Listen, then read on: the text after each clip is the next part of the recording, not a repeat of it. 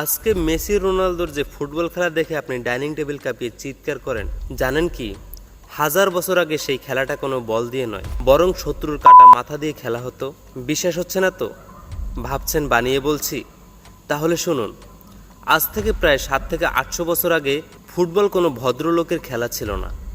এটাকে বলা হতো মব ফুটবল বা পাগলাটে ফুটবল।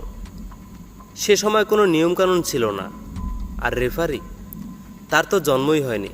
পুরো একটা গ্রামের সব মানুষ একটা দল, আর পাশের গ্রামের সব মানুষ আরেকটা দল।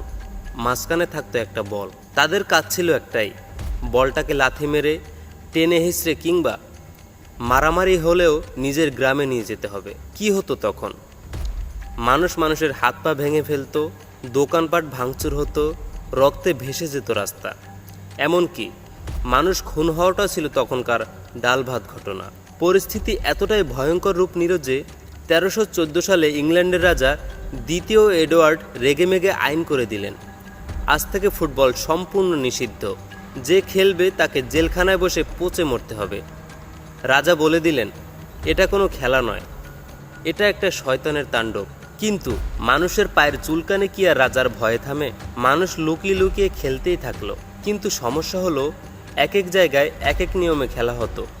কেউ বল হাত দিয়ে ধরে দৌড় দিত, কেউ আবার কুস্তি শুরু করে দিত।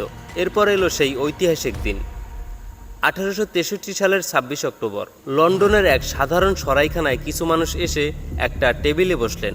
তারা চাইলেন এই রক্তারক্তি বন্ধ করতে হবে, খেলাটাকে একটা ভদ্র রূপ দিতে হবে। সেখানেই বাঁধল আসল ক্যাচাল। একদল বলল, ধুর মিয়া, ফুটবল খেলায় ল্যাং অথবা মারামারি না হলে খেলায় কোনো মজাই থাকে না। আর অন্য দল বলল, না, এটা শুধু পায়ের খেলা হবে, হাত ছোঁয়ালেই ফাউল। এই নিয়ে হলো তুমুল ঝগড়া। শেষমেশ কি হলো? হাত দিয়ে খেলার পক্ষে যারা ভোট দিয়েছিলেন তারা টেবিল ছেড়ে চলে গেলেন। তারা গিয়ে জন্ম দিলেন রাগবি খেলার, যেটা এখনও মাঝে মাঝে ভিডিওতে দেখা যায়। আর যারা শুধু পা দিয়ে খেলার পক্ষে ছিল, তাদের খেলাটাই আজকের আমাদের সেই চেনা ফুটবল। আচ্ছা, ইংল্যান্ডের এই খেলা সারা দুনিয়ার মানুষের কলিজার ভেতর কিভাবে ঢুকলো? ক্রিকেট তো এত জনপ্রিয় না, তাহলে ফুটবল কেন এত জনপ্রিয় হলো? এর পেছনে মূলত 3টি ম্যাজিক কাজ করে। ম্যাজিক নাম্বার 1, ব্রিটিশ নাবিক ও শ্রমিকরা। তখন ব্রিটিশদের রাজত্ব ছিল পুরো দুনিয়ায়।